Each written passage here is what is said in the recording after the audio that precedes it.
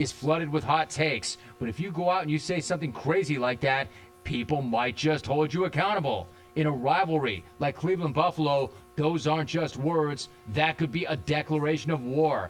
Just ask Browns left tackle Joe Thomas. I hate that guy. I'm going to kill him. Back to Darius. Good for him. That's the kind of leadership that you get from a guy who signed for $95 million and 60 of it guaranteed. I'm counting on you, Marcel, because nobody will remember 1-15, but 0-16 is forever.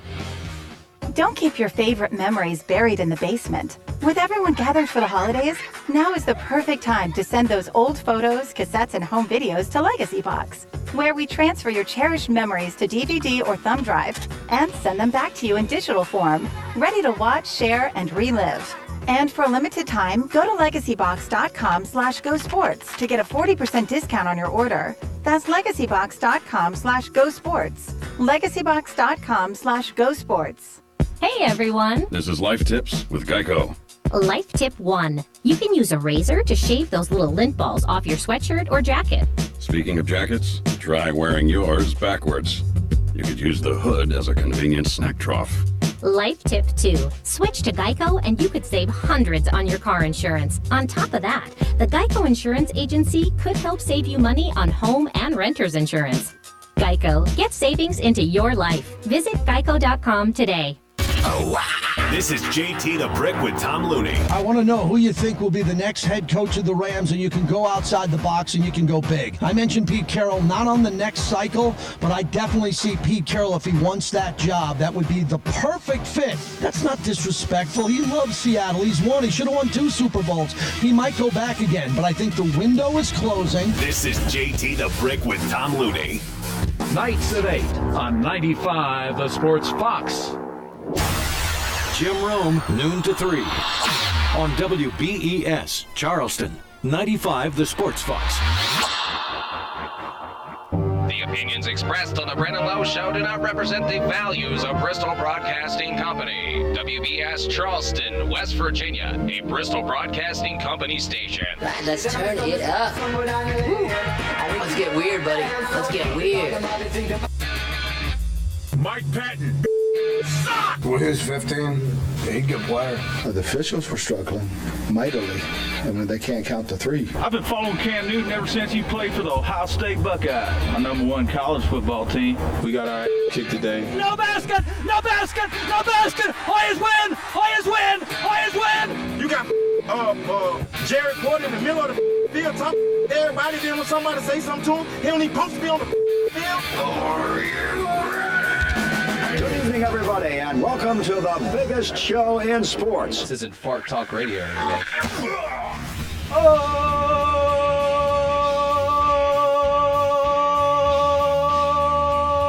Thursday. Brandon Lowe Show at 95, the Sports Fox. You're out of work, Charleston. Time to talk some sports. Excited to be here with you today. What is up?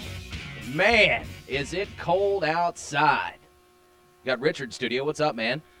It's warm in here, I'll say that much. Yeah, and big ups, though, to our stations here. 102 and QBE has been doing those food drives, I believe at Kroger and all those other places, man, and they're out there in the cold, but they're doing it for a good cause. I just want to give them kudos for that, man. Good stuff. Around the holidays, it's good to see people giving back, especially our radio station does a great job of doing things like that. So we're lucky enough to be in this warm studio to do this show. Matlock's in the house. Let's bring Matlock in. What's going on? What up, dog? Trying to stay warm, man. Speaking of that, my buddy Jeremy Lepsch up in, he lives in town of Wanda. It's near Buffalo. And he's watching a live stream here. You can watch it on our live Facebook page. Also, by the way, let's get this out of the way. Take us a go at 95tosportsfox.com. Tune in app. Simulcast at rsinsports.com. Call this show, 344-9704. That's 304-344-9704. I was asking him before the show because he got in here before we went live, and he said, stay warm. And I said, well, you stay warm. I'm sure it's colder up there near Buffalo. -14 with the wind chill up there right now. That's cold. I spent 6 years in North Dakota. Oh, so they get brutal winters there. Well, the lowest that I was there, real temperature. No wind chill, just no wind straight chill. up temperature. Negative 25. Wow. I With mean, how wind do you chill, live with that? It was like negative 75, 80.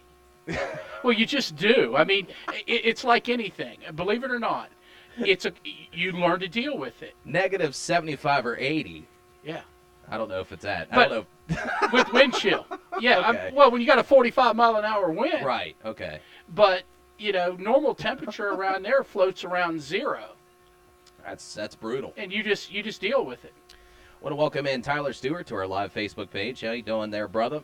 If you tune in to our live Facebook, you can put all your questions down there. If you have any questions in regards to the NFL, NBA, college football, whatever you put down there, we will talk about it here on the air. No guest today, so it's going to be Richard and I breaking down multiple topics here. We'll talk about Huggins nearing his 800th victory for the West Virginia Mountaineer basketball squad. We'll take a look at the Big 12 Conference so far and in college basketball play. Also want to go through some of the history between Miami and West Virginia and football leading up to this Russell Athletic Bowl, and we'll go through some of those. Also a quick hit in regards to David Seals. Possibly, I'm not going to give it away, but people probably know what it's in regards to, but we'll get into that as well. Wakey Leaks is what they're calling this with the Wake Forest situation, the ACC. They always got to give these things names. The Flake Gate, Wakey Leaks, Bounty Gate. Why do we always have to give these situations, like these moments in sports, these what they call cute nicknames? Why is that? Does it make it more like newsworthy or what? Nick, you're Matlock. You're a news director. I cannot answer that. No. Plead the fifth, Matlock. Yeah, definitely. I have no idea where they create these. Jeremy also said he has 8 more inches of snow coming, too, up there. Wow. That's cool. It's beautiful up there. We got a chance to go up there around Christmas one year. His brother Ed was my roommate for a little while. And it was beautiful up there. Now, I wouldn't want to – I'm not sure if I want to live up there. Now, you want to get back to Florida like you were a few months ago.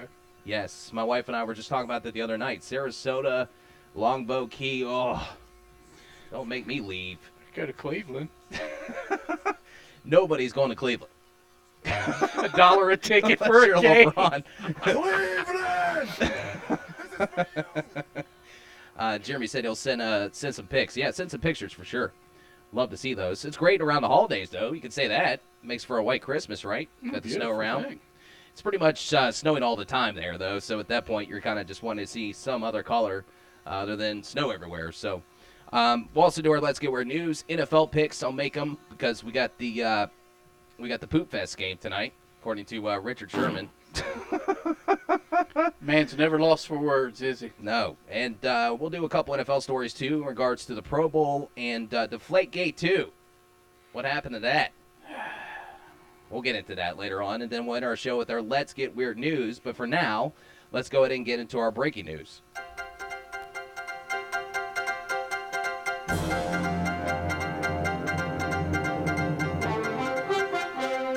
It's time for breaking news and sports, but it's still sports and news.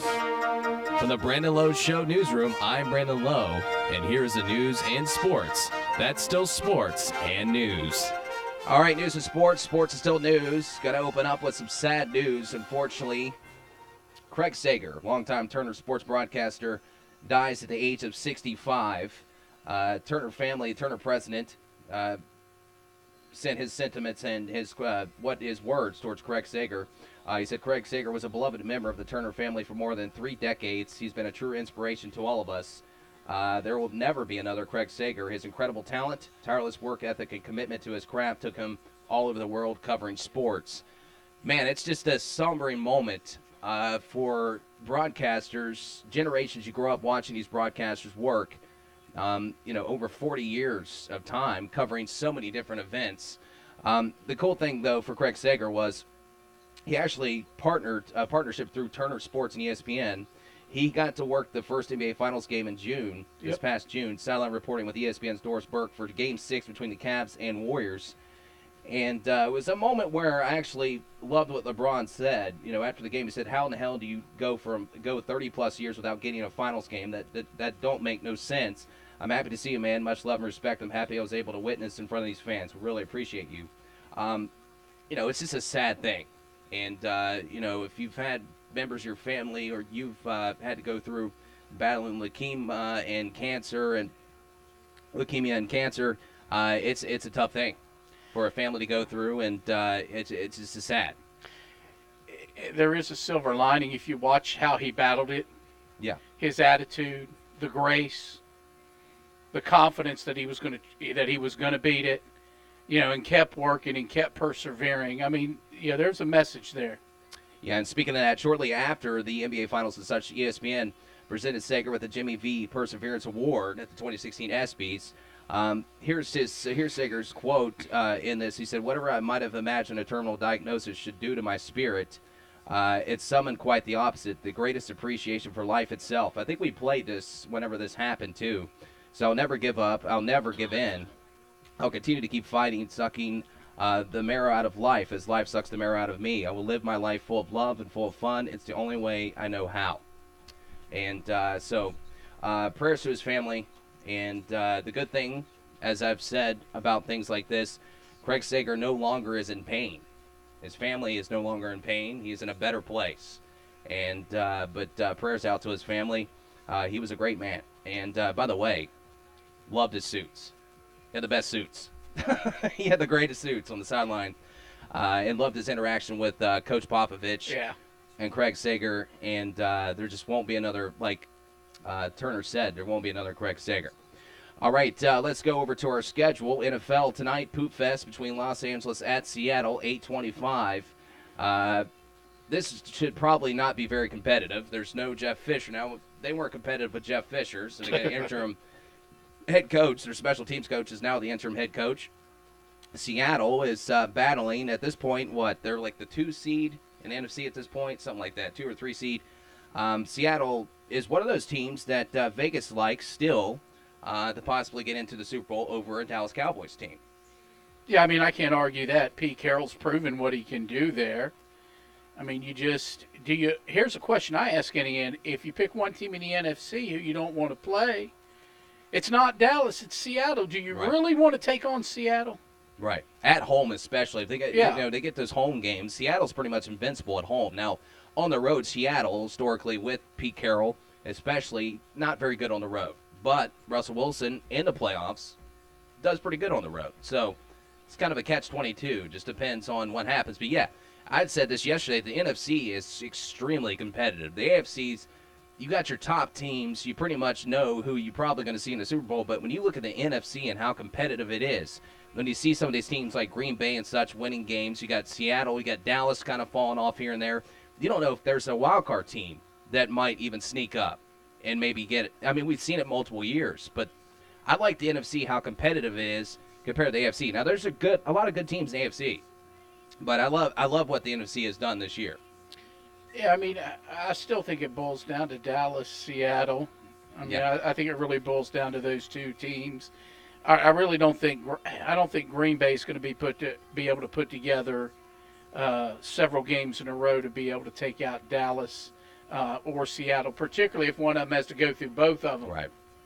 All right, in NBA, Chicago, Milwaukee, Indiana, New Orleans, Portland at Denver, San Antonio at Phoenix, and New York at Golden State's your late West Coast game, 10:30. Also in football, Sunday could be the coldest. We've been talking about the cold when we came into the show. Sunday could be the coldest game in Bears history when they host the Packers, okay? Chicago in December is 23. That's the average. Average low in Chicago is 23 degrees in December.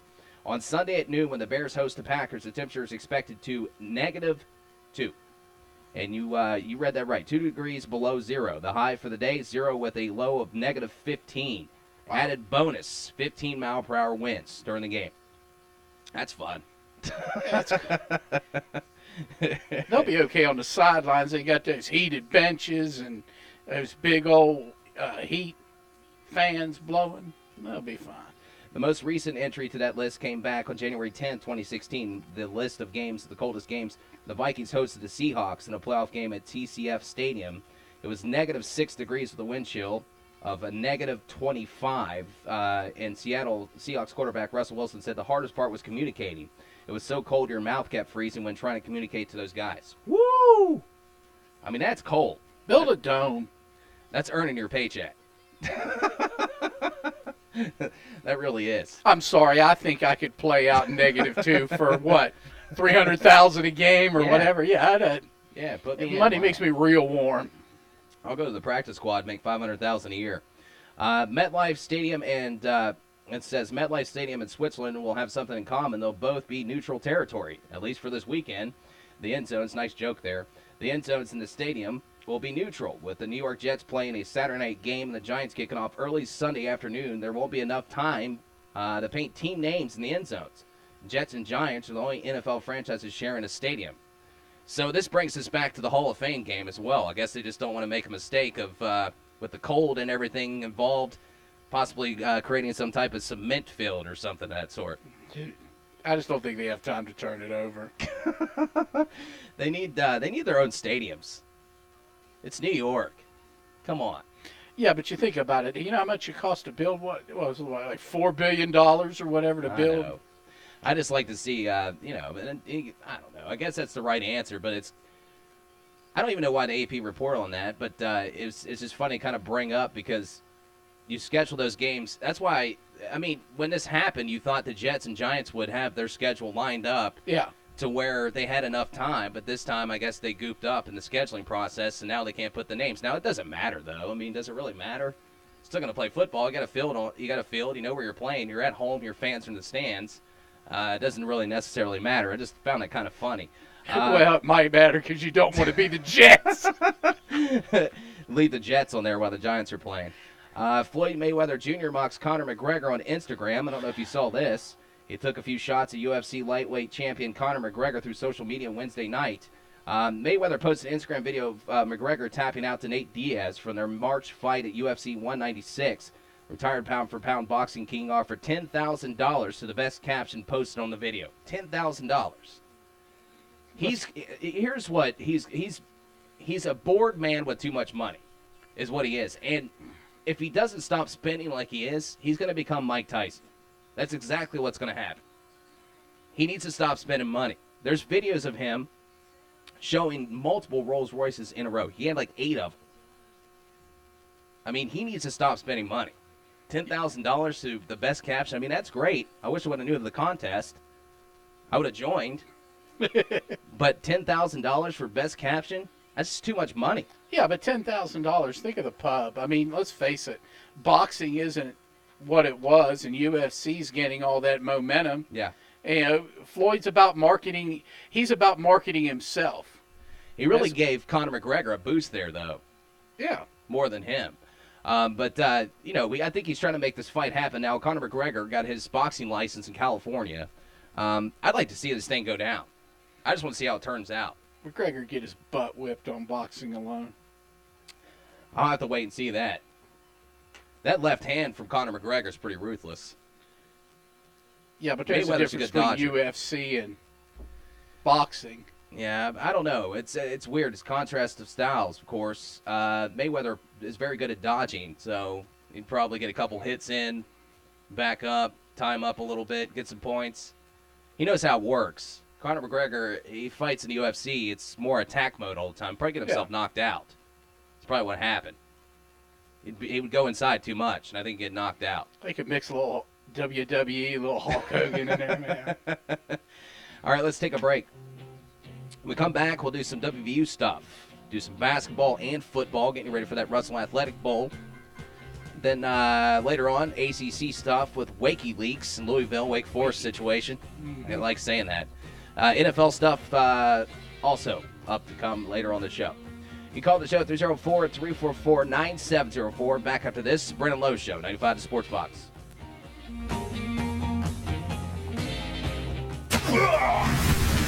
You're listening to The Brandon Lowe Show on 95 The Sports Fox. Be a part of the show. Let the Valley hear your opinion. You know, that's just like your opinion, man. On the top sports stories, locally or nationally, on The Brandon Lowe Show. Call 304-344-9704. It's Jason Smith. If it's almost a sport, we've got it here. It's now no longer allowed to haze rookies by making them dress up as women. Yasiel Puig can still be Gumby, but I'm a firm believer that every man should dress up as a woman at least once in their life. And this is not just because I dressed up as a woman once. It's because I think you dress up as a woman and you get a feel for what it's like for a woman. It's Jason Smith.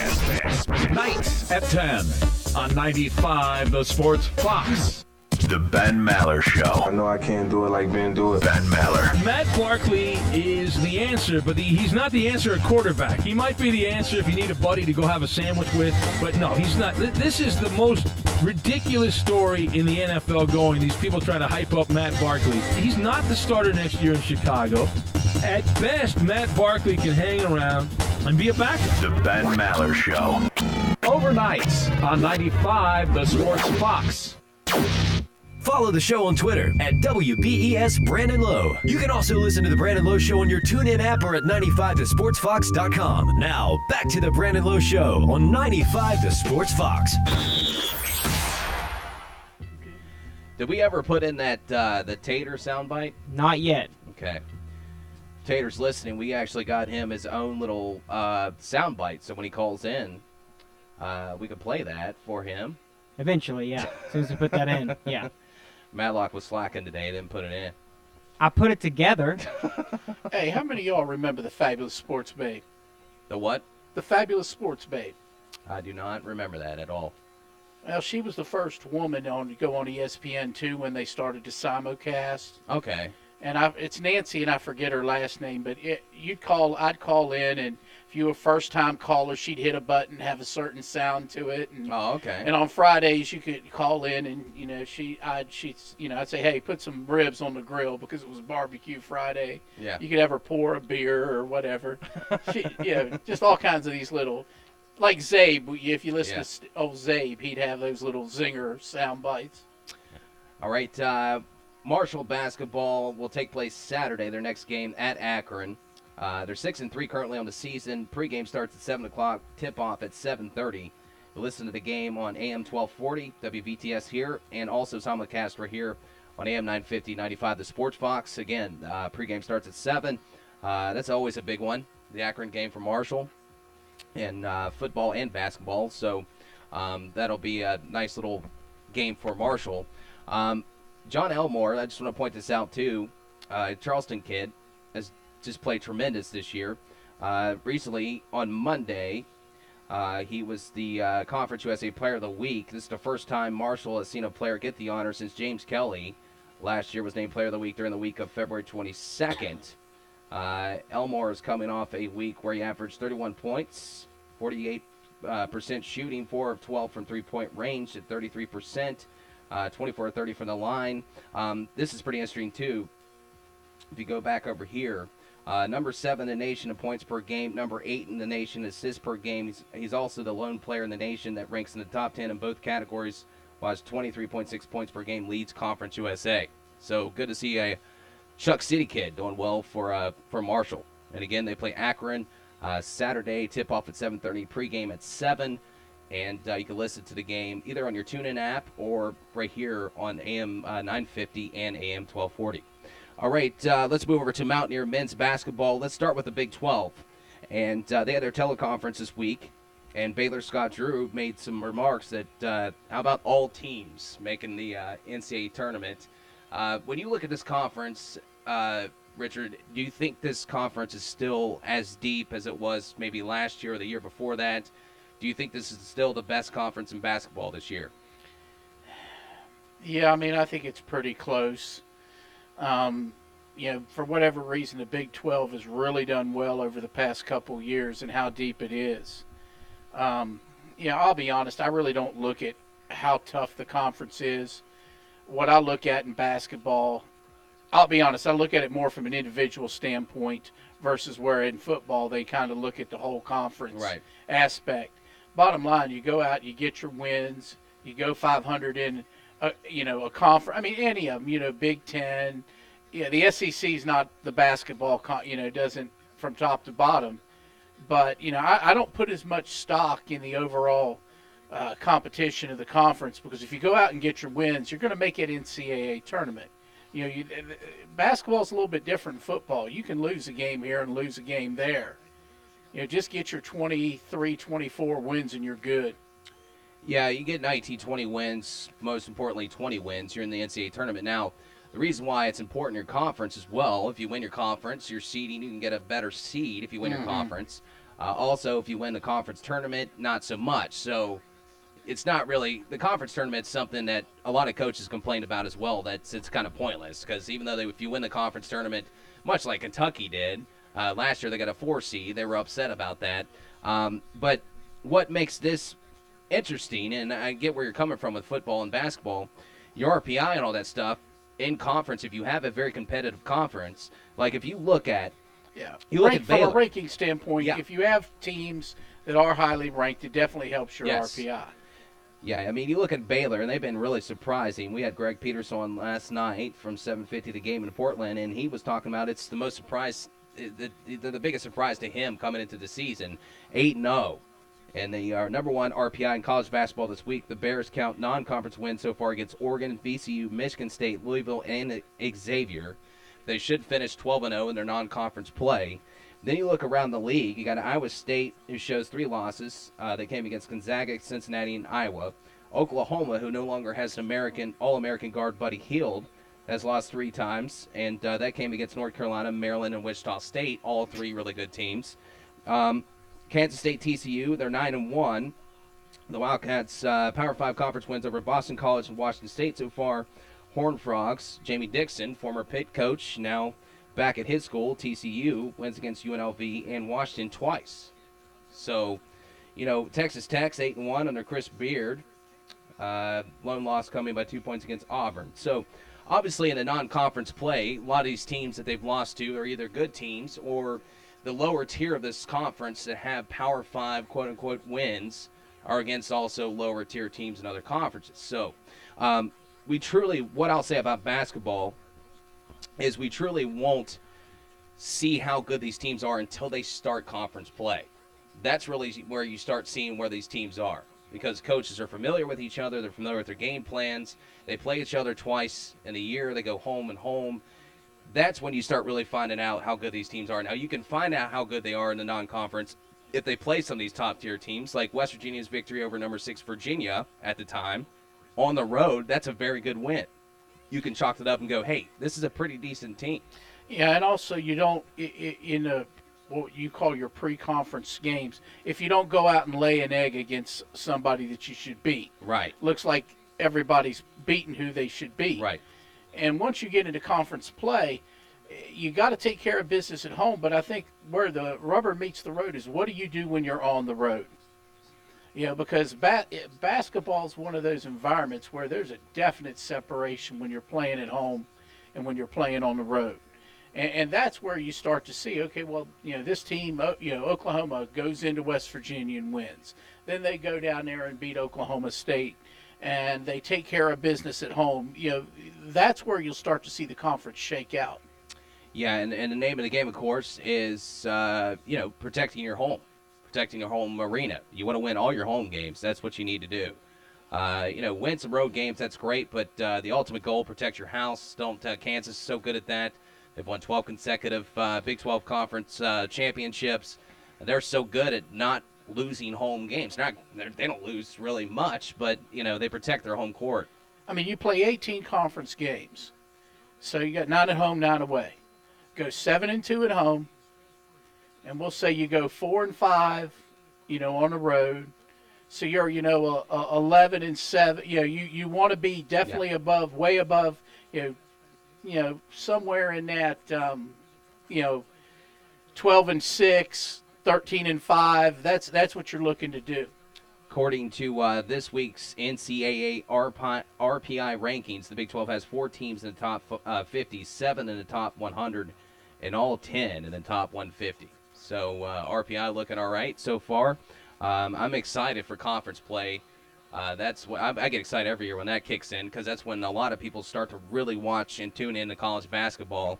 And then some don't. They later join in when the conference tournaments and we get closer to March Madness and things of that sort. But excited for that. Let's talk about Huggins closing in on 800 wins in his career on Saturday. They take on UMKC at the Coliseum on Saturday at 2 p.m. So he should get to 800 wins. He was asked about it, and he said, "It means I'm old. I don't know. I really don't think about the past. I try to live in the present." And that goes back to that whole story he told about the guy in his neighborhood, or a guy around the neighborhood, when they would go to the basketball courts with his friends.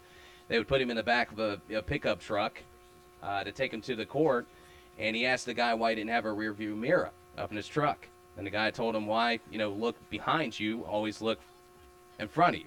It's basically saying, don't look in the past, look what's ahead of you. So, and Bob Huggins has always kind of taken that, and that's been his philosophy. And the funny thing about Bob Huggins is, we know his dad was a Hall of Fame coach in the state of Ohio. We know that he went to OU, transferred to WU, grad assistant eventually after being cut from the 76ers by the trainer.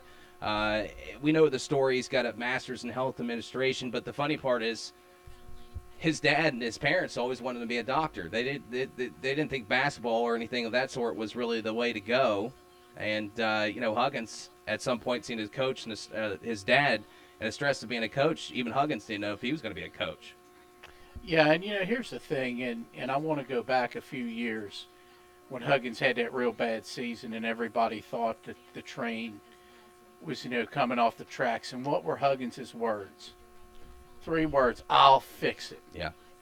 And, West Virginia fans need to realize that we're lucky to be able to have Bob Huggins. And I know part of it's due to the fact that, he attended WVU and he wanted to go home.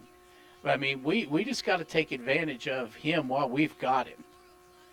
You just don't get that, type of coach in here with that resume and all the success he's had.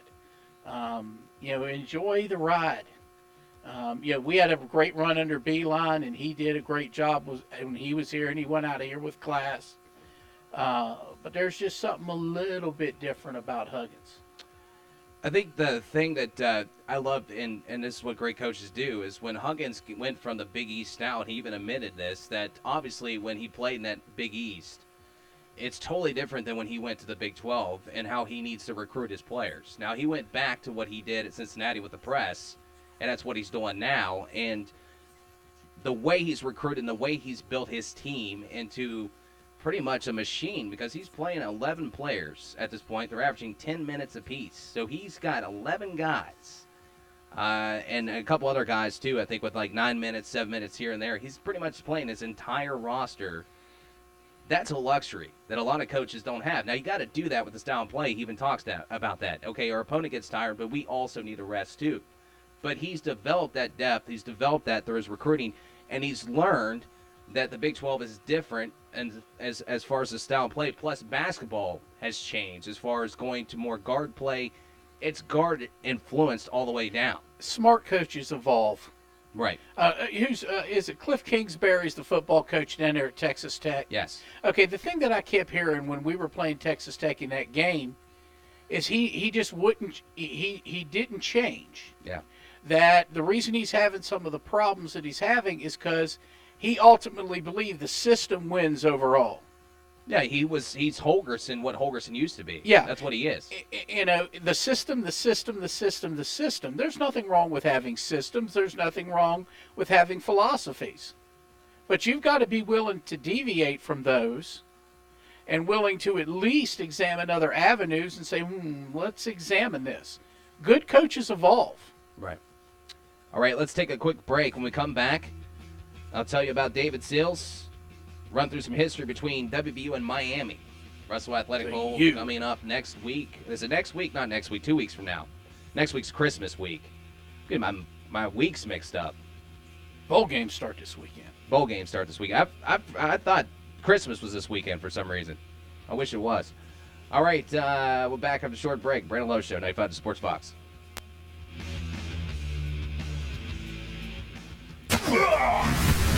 You're listening to The Brandon Lowe Show on 95 The Sports Fox. Be a part of the show. Let the Valley hear your opinion. You know, that's just like your opinion, man. On the top sports stories locally or nationally on The Brandon Lowe Show. Call 304-344-9704. Lamar Jackson ended up hanging out with former Heisman winner Johnny Manziel in New York. Johnny Manziel, he was telling me a lot of positive things. You know, he came out of the room too. And, you know, he was just telling me, man, have fun in college. You know, you only can stay there a certain amount of time. It's like when you're a kid, right? And if you're at a Christmas party and you run into like a crazy uncle that's just had too much to drink because he has a drinking problem and he's giving you life advice. At some point, your dad or mom comes over and makes an excuse so you can get out of the way. Listen to the Brandon Lowe Show weeknights at 5 on 95 The Sports Fox. It's high school basketball season, and Basketball Friday Night in West Virginia is bringing you the latest from every corner of the Mountain State. High school basketball, there are some rivalries tonight. Join Ryan Epling and Coach Rick Maroon for the most up-to-date scoreboard and much more. To beat Huntington St. Joe, who is 7-time state champ, just makes that victory so much better. Join Basketball Friday night from 9 to midnight on WBES 95 The Sports Fox and online at basketballnight.com. Follow the show on Twitter at WBES Brandon Lowe. You can also listen to The Brandon Lowe Show on your TuneIn app or at 95thesportsfox.com. Now, back to The Brandon Lowe Show on 95 The Sports Fox. All right, welcome back. Brandon Lowe Show, 95 The Sports Fox. Take us on the go at 95thesportsfox.com. TuneIn app and simulcast RSNSports.com. You can call the show 304-344-9704. Got Richard in studio with me, and we just wrapped up our WVU men's basketball segment. Now let's move over to the football squad. Orgerson and his club ended the season with 10 wins, defeating Baylor in the last game of the season. Fought back in that game, overcame a lot of adversity in that game. Was down at one point 14-3, and became, one of 9 teams in history to finish with at least 10 wins in the regular season.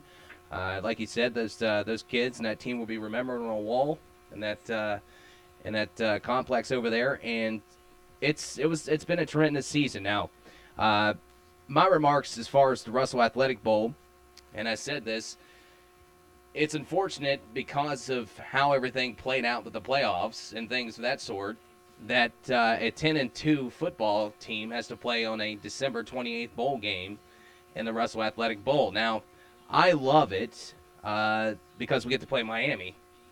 Once we got Miami, I was like, okay, this is good. I would have loved to see Vatech or Pitt or something of that sort, but we got Miami. And it's just weird seeing a team 10-2 playing a bowl game like this. Now I understand bowl tie-ins with the conference. Yep. That's why you have it. So that's why you're playing that bowl game. But I like this, that it's WVU and Miami. A lot of history there. Miami leads the series 16-3. But when we did defeat them, they were great moments for West Virginia University football because, and let's start with one of those victories, 1973.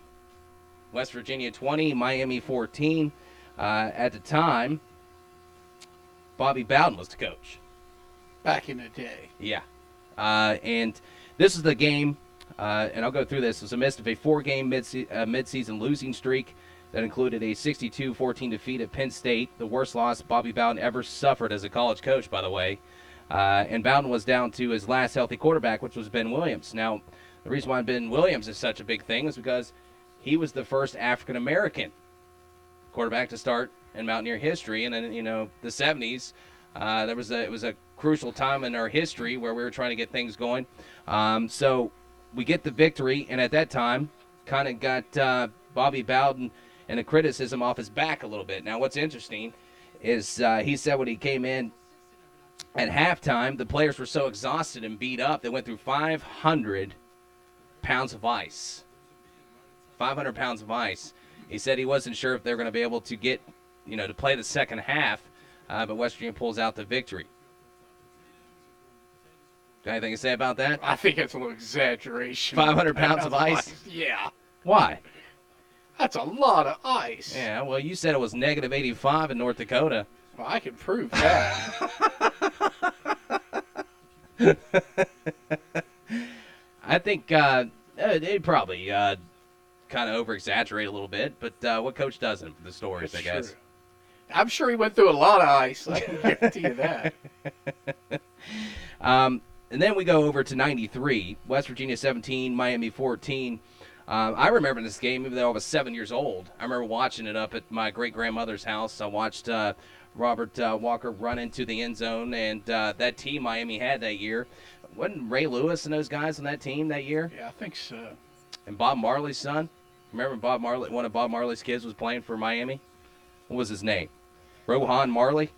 That's that right? I think it's Rohan Marley, yeah. Played on defense. He was 5'8", 200 pounds.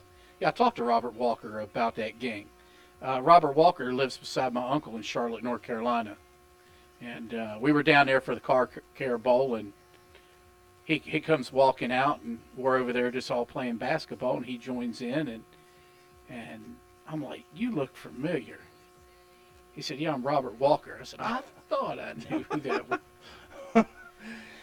Also, if you remember, they went undefeated, and afterwards, a lot of people didn't really pay attention to West Virginia at that point, but afterwards, on national TV, ABC victory, that propelled them to possible national championship consideration. Didn't happen. Mm-hmm. We ended up playing the Sugar Bowl that year, and got beat by Florida, 41-7 that year. Kelchner went out. Yeah. Stud still came in, got blown up as well. Went up to, I think, one of his guards with his face mask sideways. Didn't know where his center was. That was a tough game. Yeah, I had a quarterback play in that one, wasn't it? Just we got that one bomb for a touchdown. That was it. And it was 7-0. After that, we didn't score. I still remember that, watching that at the house. I was so upset. I was a little kid. I think I cried, actually, after they lost. Matlock's laughing at me. I'm not laughing. That'd be me. I think I probably cried. I was 7, man. Yeah. I'm not I didn't have laugh. anything else going on in life. I was 7 years old. This is before taxes. Yeah. That's when I really cry now. Taxes and everything else, paying for bills and stuff. Right? All right, let's move over to the I hate this game right here. 96, Miami 10, West Virginia 7. That's the punt block forward lateral that was never called. This is a game that afterwards you saw trash cans being thrown and the bus being rocked, and Miami was scared to even come back to Morgantown. But there's just running through these. There's a lot of, and then of course we get to 2003, Miami 22, West Virginia 20, the run, which I call the run for nothing, because they end up losing. Because Quincy Wilson put his all into that, ran through 5 guys that ended up playing in the NFL, and then we lose the game because our defense had a pass interference, and then Kellen Winslow, who to this day is one of my most hated Miami players in history because of that 361-handed catch that he had. I think it was like 4th and 13 or something like that, and they got 16 yards on the play, and they drove down and ended up winning the game. Too bad we didn't have instant replay back in the day. Do you think he dropped it? No, I'm going back to the forward lateral. Yeah. Yeah, that was crazy. Kind of like how Jimmy Johnson was whining about the play that wasn't a fumble. Yeah. In that Notre Dame game. By the way, did you watch that on the forward letter, the Catholics versus Convicts? I did. I was going to bring that up. I didn't get to watch all of it, but I did watch it. Interesting how all that stuff unfolded. It's interesting how much history Lou Holtz and Jimmy Johnson have between each other, because Jimmy Johnson wanted the Arkansas job, Lou Holtz got it. Jimmy Johnson moves on, goes to Pitt, eventually gets the Oklahoma State job, then eventually becomes the Miami coach. Lou Holtz goes from Arkansas to Minnesota, yep, and then over to Notre Dame, right? Right after that. Yeah, I was never a Lou Holtz fan. And then they face off in the Catholics versus Convicts, which, that term, it's just it's a little harsh. I mean, that team was in your face. They were loud and crude at times, but Convicts was just a little too harsh in my opinion. Well, if you'd have came out with this shirt today, yeah, you'd be run out of the country. Yeah, well, still, Convicts. You're saying that these are guys that should be in jail. You know what I mean? These are football players.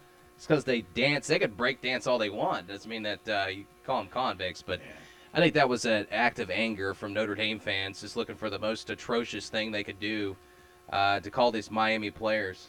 That dude made some coin. It was interesting how he talked about all the other T-shirts he made. Right. And how he used that money to put himself through college. All right, we got to take a break. I didn't get to this, but I'm going to say it now. David Sills returns to WVU. We were just talking about him the other day. And he played at El Camino College. He was a quarterback there. He also had a couple carries, too, for touchdowns. He'll come back and play receiver like he did before, where he transitioned. Yeah, need all the depth we can get there. He also caught the game-winning touchdown if we don't an Arizona State bowl game, Cactus Bowl. Yep.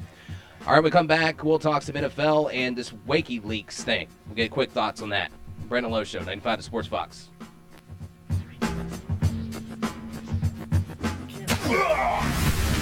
You're listening to The Brandon Lowe Show on 95 The Sports Fox. Be a part of the show. Let the Valley hear your opinion. You know, that's just like your opinion, man. On the top sports stories, locally or nationally, on The Brandon Lowe Show. Call 304-344-9704. Why buy leftover 2016s when you can save big on 2017 Chevrolet models at Hurricane Chevrolet? Up to $10,000 off on 2017 Chevrolet Silverados. Plus at Hurricane Chevy, enjoy our Rev Rewards Engine for Life guarantee and more for free.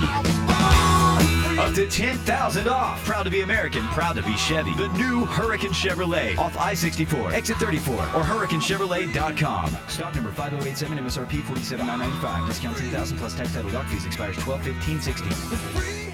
Lamar Jackson ended up hanging out with former Heisman winner Johnny Manziel in New York. Johnny Manziel, he was telling me a lot of positive things. You know, he came out of the room too, and he was just telling me, man, have fun in college. You only can stay there a certain amount of time. It's like when you're a kid, right? And if you're at a Christmas party and you run into like a crazy uncle that's just had too much to drink because he has a drinking problem, and he's giving you life advice. At some point, your dad or mom comes over and makes an excuse so you can get out of the way. Listen to the Brandon Lowe Show weeknights at 5 on 95 The Sports Fox. Follow the show on Twitter at WBES Brandon Lowe. You can also listen to the Brandon Lowe Show on your TuneIn app or at 95thesportsfox.com. Now, back to the Brandon Lowe Show on 95 The Sports Fox. All right. Welcome back. Brandon Lowe Show, 95 The Sports Fox. Richard in studio. All right, WikiLeaks. I just want to get through this real quick. ACC on the clock with the WikiLeaks. Bobby Petrino, Louisville coach, and any other ACC coach whose assistants may have received confidential game plans for Wake Forest since fired radio announcer Tommy Elrod. I think I'm saying his last name right. Starting in 2014, Louisville's football stadium is where documents pertaining to Wake Forest's game plan ended up in the Cardinals' possession before the November 12th game. And basically, this radio announcer called offensive coordinator, former our receivers coach over at WVU, Lonnie Galloway, and basically gave game plans to them before the game.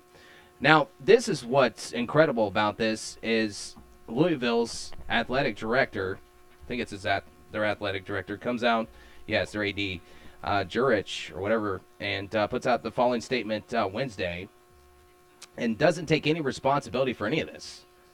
Says Lonnie received a call from Elrod during the week of the Wake Forest game, and some information was shared with him that week. Among the communication were a few plays that were sent, then shared with their defensive staff. None of the special plays were run during the course of the game. Our defense regularly prepares for similar formations every week in their normal game plan.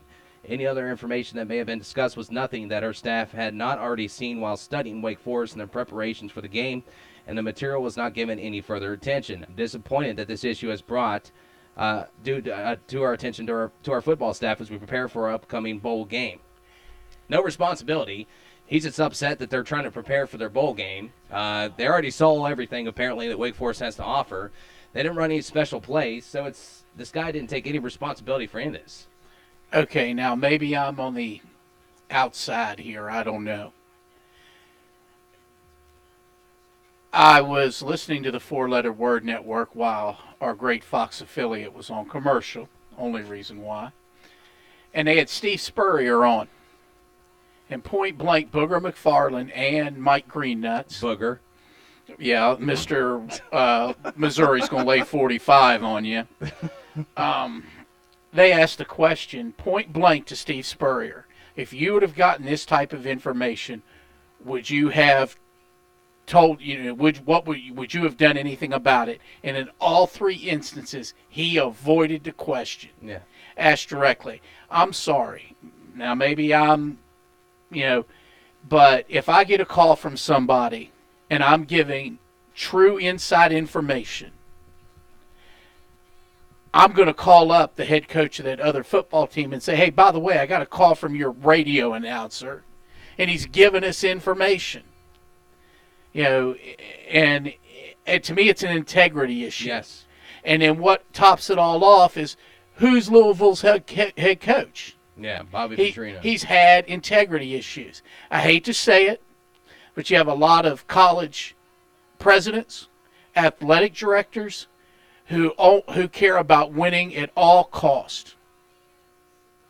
No ethics, no morals, nothing. If you can produce me football wins, I'll try to protect you from as many scandals and everything. I mean, take a look at the deal with Pitino down there. That the woman wrote that tell-all book about how she was bringing strippers and all this on campus, and Pitino's like, well, we didn't know anything about it. I'm sorry, you got 15 players. You're in Louisville, Kentucky. It's not the largest town in the world. You tell me you don't know what's going on with 15 players?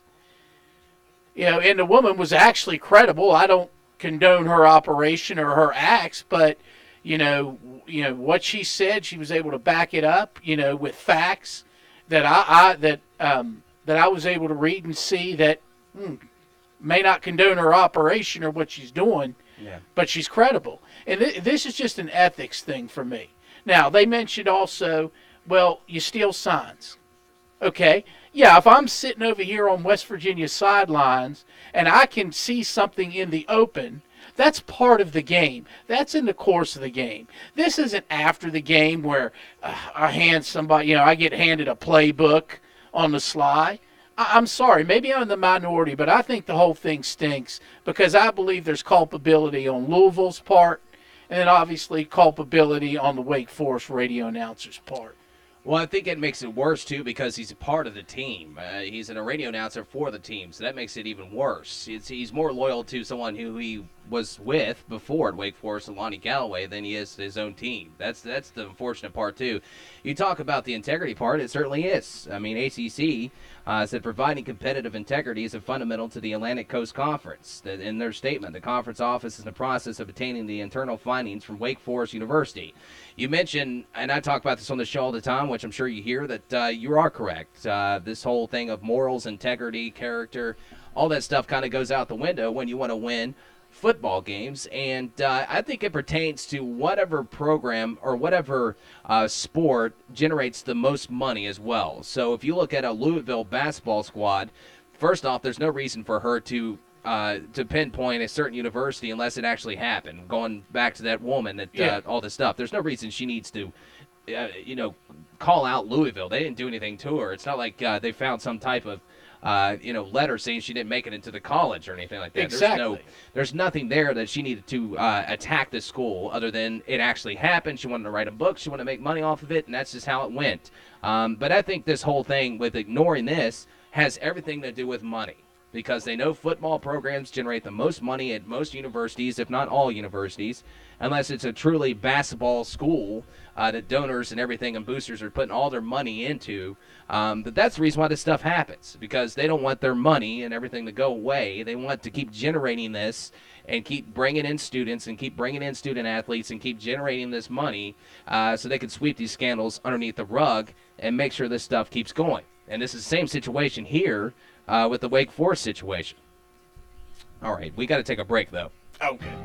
All right, let's take a break. We can both agree that this is awful and a problem with integrity. That's for farce. Sure. WikiLeaks. Okay. All right, let's take our last break. When we come back, we'll jump into NFL, make my picks, and then we'll end the show with our Let's Get Weird news. Richard Studio. Back after this, Brandon Lowe Show, 95 Sports Fox.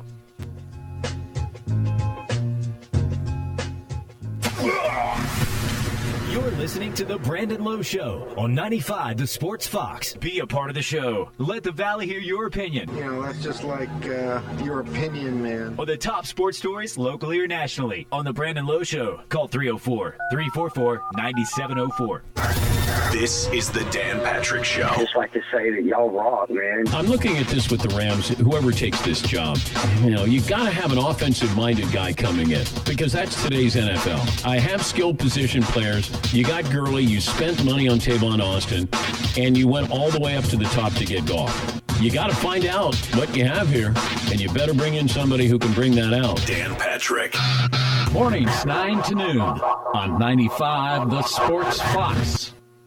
Jim Rome, only on CBS Sports Radio. How bad was it with Jeff Fisher? They fired the guy on a Monday before a Thursday game, and only a little over a week after it was announced that he'd been given a 2-year extension. It's the right call, especially after that beatdown the Falcons laid on them in their half-empty stadium, which culminated in their star running back saying that they run a middle school offense. And Todd Gurley's right. They do. The Jim Rome Show, noon to 3 on 95 The Sports Fox.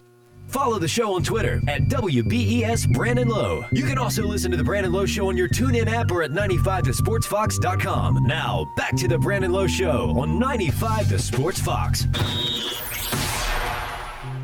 All right, last segment on this Thursday show.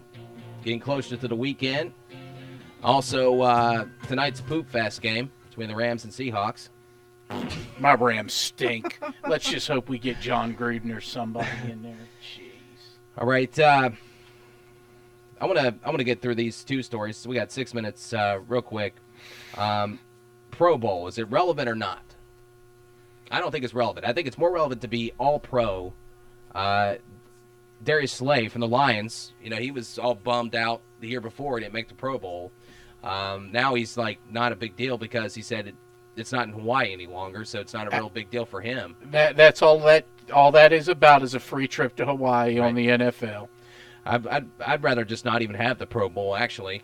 I mean, it's kind of fun to watch players get a free trip to Hawaii, but I don't know how relevant it is. It's like the NBA All-Star Game. I mean, do we really need to watch that outside of the show they put on, the dunks and things of that sort? I mean, that's really – there's no defense. It's the same in the Pro Bowl. No one's going to play hard defense or hit anybody hard. It's all offense. Nobody wants to get injured. So, I mean, the Pro Bowl, they could do away with the Pro Bowl. I'd be fine with that. Same all thing NFL team. Deflategate, by the way, update on that. Roger Goodell said that they did use the logo gauge. That was the difference between the Deflategate with the Patriots situation and this whole thing with the Steelers. They said that the logo gauge was used at halftime for the PSI, and that now that the referees have total control over all this stuff, the officials, I should say, that everything was put to rest with it. I think a lot of people were, especially Patriots fans, going, "What's going on here? How come they're not getting investigated?" But the Giants also didn't put any type of formal request after that either into the office. So, Deflategate 2 no longer. And that's the thing, too. Do we really need another Deflategate? Just more gibberish. How long do we go through that? Now, I'm going to make my picks. Tonight I got Seahawks. I got Dolphins over the Jets. I got Packers over Bears. I got Browns over Bills. I'm taking the Browns. Wow, taking Cleve. I got to. This is last week. Eagles and Ravens last week for our pick 'em. Not last week in NFL regular season, by the way. Eagles, Ravens, and went Ravens. Titans, Chiefs. I almost went Titans, but I'm going Chiefs. Steelers, Bengals. I'm going Steelers. Lions, Giants. I'm going Giants. Colts, Vikings. I'm picking the Colts. I got to have a couple upsets here. Jaguars, Texans. I'm going Jaguars. Saints, Cardinals. I'm going Saints. Niners, Falcons. I'm going Falcons. Raiders, Chargers. I'm picking the Chargers.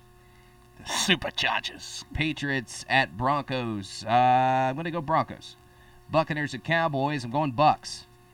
And Panthers, Redskins. I'm going Redskins. Who's winning this thing? Is Matlock still in the lead or tied? He's tied with Chris.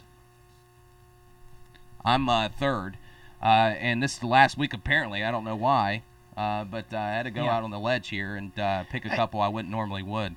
By the way, have you put out the missing persons alert for Bobby Johnson? That's perfect. I wish, I don't know. I don't think he's ever coming back. I really don't. I haven't heard from him. He said one little thing to me, and then he's disappeared. It's funny how when you say you're going to shave off someone's eyebrow, they never show up again after that. Yeah. Why does that work like that? All right, let's get to our Let's Get Weird news. Let's get weird, buddy. Let's get weird. News. All right, pinball wizards can now come out of the closet in Kokomo. The Indiana City had banned the game for 60 years. Kokomo Mayor Greg Goodnight, wow, what a name, signed an ordinance. Did I say that wrong? Huh? Ordinance. Okay. Legalizing pinball with the document resting on the pinball machine. Goodnight couldn't resist referring to the Who's 1969 hit Pinball Wizard. He said, I played the silver ball. From Southway up to Morgan Street, I think I played them all. The Kokomo Tribune, I can't talk right now, reports the mayor when invited Police Chief Rob Baker to play the first legal game of pinball in the city since 1955. Why is pinball outlawed? That's what I'd want to know. Those Why kids did they and their outlaw? pinball, I tell you. They're out there late just hitting pinballs around. Authorities charge a notorious 86-year-old jewel thief struck again. Police just outside of Atlanta said Doris Payne was busted at a department store after she put a nearly $2,000 diamond necklace in her back pocket and tried to leave the store. Authorities have said Payne has lifted pricey, what is that, baubles? Baubles. Okay. From countless jewelry stores around the world, an illicit career that has spanned 6 decades. And you said she's from your area, isn't she? She's from Slab Fork, West Virginia. Wow. Wow. There even was a 2013 documentary film about her, The Life and Crimes of Doris Payne. Yep. Check that out. Is that on Netflix? I'm going to check that out tonight. All right, that's our Let's Get Weird news. Let's get weird, buddy. Let's get weird, buddy. Let's get weird. I think our thing is about to mess up. Computer blue. Yeah, let's get out of here. All right, Richard, thank you. I will not be here today. Richard will host the show. Not today, but tomorrow. I will not be there tomorrow, so Richard will host the show tomorrow. Take care of my my baby. Hey, well, I hope it's in good hands. Matlock. Yep. Make sure he does a good job. Oh, you know I will. Appreciate Matlock, and I'll talk to you guys Monday. That's when I'll be back. Fred and Lowe Show, 95 The Sports Fox. Good night.